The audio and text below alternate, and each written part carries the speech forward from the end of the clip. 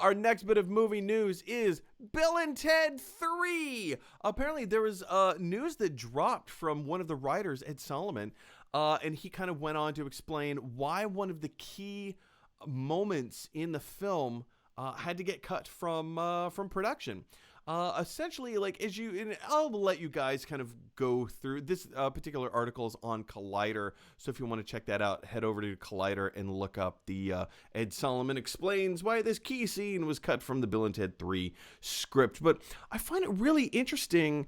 Any insight as to filmmaking or cinematography or anything along those lines, I find fascinating. So when one of the original scriptwriters of the film explains and gives detailed explanation as to why this one particular scene had to get cut from the movie, and not just cut from the movie, they couldn't even film it. They didn't have the money to film the scene, and he had to choose between one scene or another.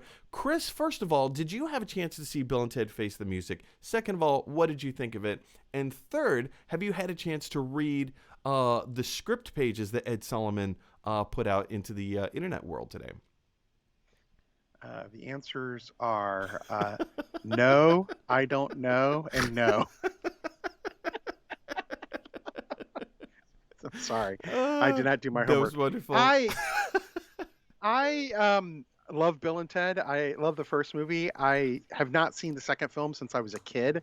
And I have no overwhelming desire to watch the third film. I heard it's very good, but there's nothing in me that's like, I've got to watch the third film.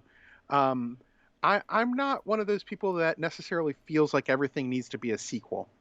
I don't know that there's much story left of mine. In this particular film, they had a really great idea. Sure. I look forward to seeing it. You do look forward to seeing it? Yeah, I look forward to seeing it. I just have no like overwhelming desire I have in this moment to watch it. But when I do watch it, I'm gonna enjoy it and I'm gonna have fun with it. Obviously. I just feel like a bad nerd. I feel like I haven't done my nerd homework. Yeah, well, I mean, that's the thing about living in the world that we currently live in with Netflix and Apple TV Plus and Disney Plus and Amazon and like however many other streaming services that we have. There is so much content that we can't consume it all. We just don't have the capacity to consume all of this stuff, And I just listed off a few different streaming services, not even taking into consideration like all the big major motion pictures that are out there either. So there's a lot. What is the scene that got cut? So the scene that got cut, here, let's go through. I'm not going to read the whole thing, but Ed Solomon did post 4 of the whatchamacallits, script pages. All right, so we're heading over to Twitter, right onto Ed Solomon's page, and he just kind of goes through the idea of the movie is that, because Bill and Ted have yet to write the song that is going to save the universe, that is going to bring everything into harmony and whatever. And so now they only have like, was it like 7 hours or 17 hours, something like that. They have a very short, finite amount of time to write the song that will bring all of the worlds all together, right? And so they have this idea of like, hey, if we go to the future, we will have already written it, so let's go ahead and steal it from ourselves.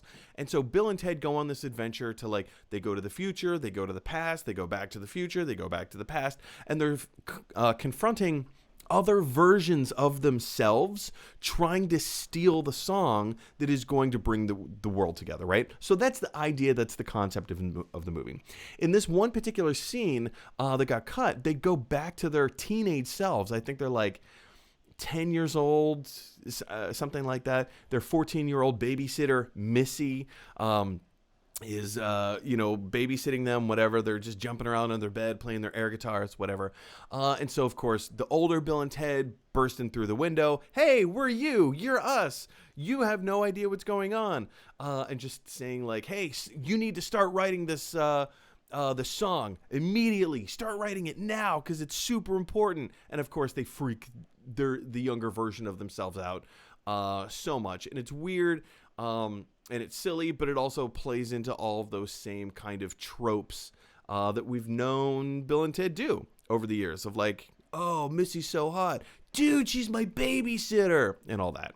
So that's just a brief general synopsis as to what got cut. It was an interesting scene because towards the end, it got, while yes, it was weird and wacky, it also had some heart to it, which is like, oh, they get to confront their younger selves and then now as adults learn things about who they are having just visited their super younger selves, right?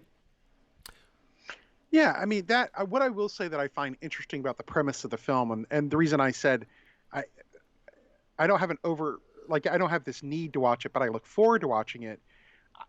The reason I say that is that I don't really have a great affinity for those characters. We're about to talk about a story after this that I have a much deeper affinity for. Um, I like the characters, but it's not something that I return to again and again as a kid. Um, but I'm interested and I want to see it because I do find the concept of their potential wasted and how do you come to grips with that very interesting. I mean, you and I, Mike, are close to the same age, and there is that thing you get to when you get to be about our age where you go, wow, did I waste all that time? like and I think a lot of it is because it's so ingrained in us as kids that we have to have a happy ending, whatever that means, that if the ending or that our current life as we know it isn't the most perfect happy way it could possibly be, then it makes us question, well, did I make a bunch of mistakes? And so that meta commentary in a goofy comedy to me is very intriguing, and it reminds me a lot of BoJack Horseman. So I'm looking forward to seeing the film for that reason. I mean, I just haven't gotten. It is a silly, goofy movie. I mean, it is a Bill and Ted movie. I personally think that it's the weakest of the three films. It also ends the way the film culminates, and I'm not going to give away like any spoilers or any big secrets from the movie, but the movie ends in a way that I feel is disingenuous to everything that they've been building up in the previous two films. And when you see it, you'll understand what I'm talking about. It's not a bad ending. I actually really like the ending, but I do feel it is disingenuous to what is already. It kind of goes along with the concept of yes and, right? I don't feel that they yes anded the first two films, but whatever. It's a fun movie.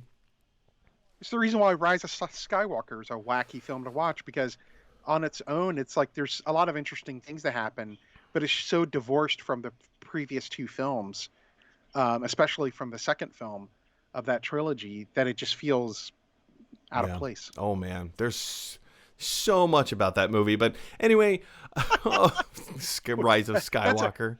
That'll be your next show we'll work on, called "Gotta Love Star Wars?" ? Lean into the brand, and the entire show is just going to be Star Wars. You know what? Maybe we'll do that. Maybe like we'll go away. We'll all prepare some notes. You prepare some notes. We'll just do an entire Star Wars. We'll break down the entire Skywalker saga. I'm 100% down with that. We go through all the films, breakdowns, talk about it, what we liked, what we didn't like. A 2-hour. I am 100%. We'll have to do like a watch party, just you and me privately. Sure, it could be a mini-series. And then if we try to incorporate the Star Wars TV shows, it will be a very long mini-series. We'll get there. Hey, we're not on a time constraint right now. Anyway, guys, question is for you.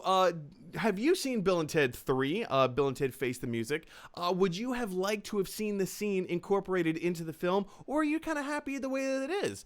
I would be very interested. Jump on down to the comment section below and let me know your thoughts. All right, guys. Hey, everybody. Thanks for watching.